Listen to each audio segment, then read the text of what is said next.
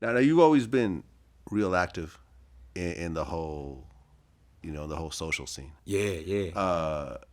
You were like in St. Louis in a Kaepernick jersey. Yeah. Kaepernick still is out of a job. Yep.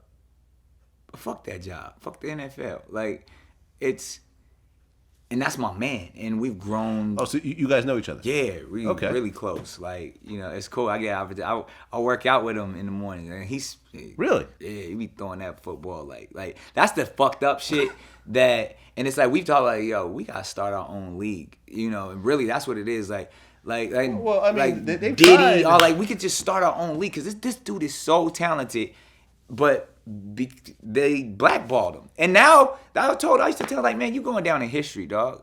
Like you going down like it's 1968. You know what I mean? It's the Olympics, or you going down in history like Muhammad Ali. Like you stood for something, or you kneeled for something.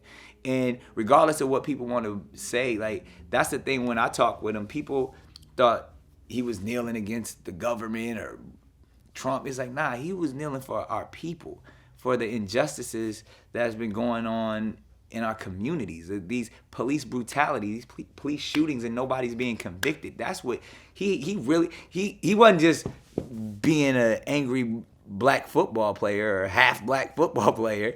He was being someone that said, I believe some shit is fucked up and nobody's doing anything, so I'm gonna peacefully protest because I'm not standing up for this national anthem that was looking to degrade black people from its origin and still does to this day.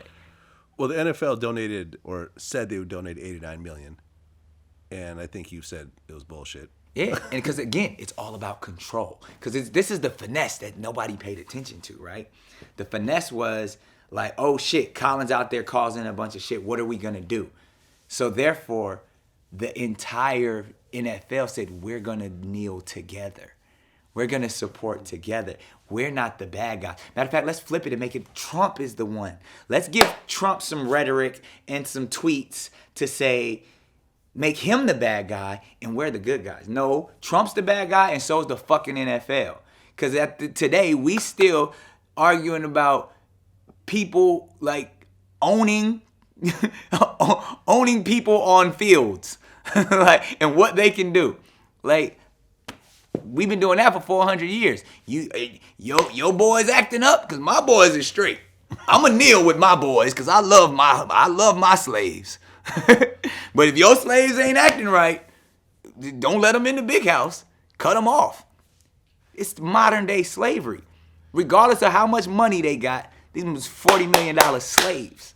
And I love all my cats providing for their family in the NFL, but it's the system that's fucked up. We sitting here allowing kids to get concussions and fight and bump into each other, creating little barbarians and gladiators to help provide for their family for entertainment for the elite. Well, I'll tell you what, and I can't say who told me this because it was a private conversation off the record, but I hit up a pro football player that I know. Yeah. And I said, what do you think about the Aaron Hernandez CTE findings? Because right. Aaron Hernandez had more CTE damage than anyone they've ever seen. Right. And he told me something that kind of really, really bothered me. He said, I feel like all of us will have that shit, but who wouldn't risk that to set your family up for a generation, though? Less fortunate people risk their lives every day for a lot less. Warriors. And they're willing to damage their brains for entertainment. So their family could have some money. Think how barbaric we are as a society. That we turn on our TV every Sunday, sit around, eat chips and dip and guacamole and shit to watch people run into each other's heads. Yeah. And we call that, they're amazing. Right. You have 2 sons. Yeah. If they told you they want to play football. Nah. But again, because I want my sons to be brain surgeons. Yeah. You know what I mean? Now if they said, Pops, I love this football, I'm not gonna argue it. You know what I mean? But hopefully I'm guiding them to do something more intellectually sound. And not to say that football players aren't, but society has chosen, this is your only way out. Put this ball in your hand, boy. Put this microphone in your hand, boy. And maybe you'll make it out. Maybe you'll be able to provide for your family.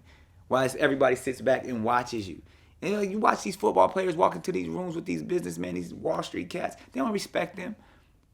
They have no, they're like, yeah, sure, give me your money. I'll put it over here for you. No, I mean, in fact, almost all of the professional athletes that I've interviewed or just had conversations with over the years, they've all told me that at no point do they remember business conversations in the locker room. And you're talking about a room filled with $100 million. Right. You know what I'm saying? Right. And people's just talking about... Because they made it. Yeah. People talking about cars and jewelry and girls. Yeah, they made it. Nobody's having no ownership conversations. No. You know what I'm saying? Yeah. Like, I want to own the team. Yeah.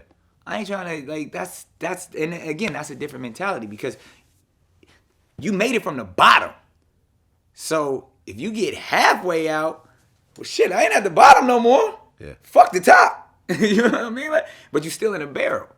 You know what I'm saying? Yeah. And it's like, and that's the way society makes you, that controls you.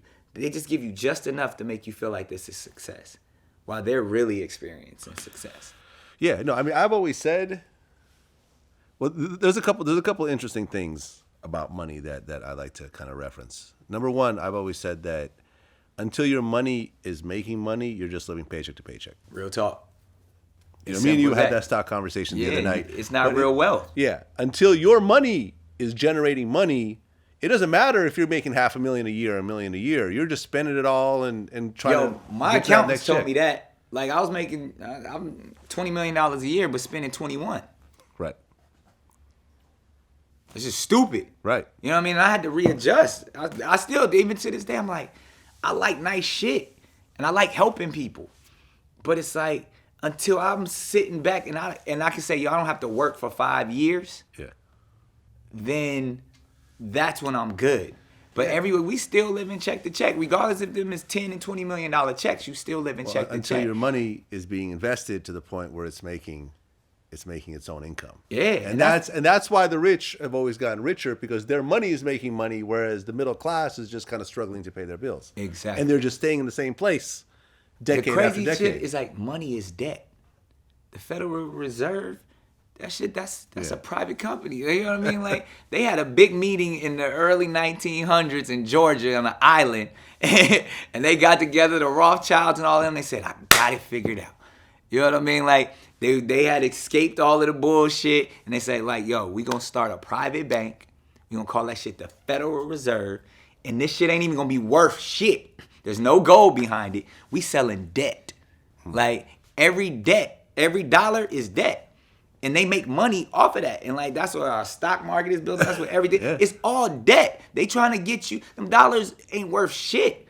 But they built this whole thing to where it's insurance. It's all of these things that where our country has to therefore switch it over and say, we ain't really got no gold, but we got people. And we got people on a leash. And we got them so much so that their kids will be our slaves. And therefore, every name on a birth certificate is, you own it. I'll sell that to you. There's these policies. They take a policy out on every single person when they're born. They call it a birth certificate. It's a policy. It's a certificate of this is what you are worth to society. And I'm going to sell that, and this person will be in this amount of debt by this year. They got it all calculated.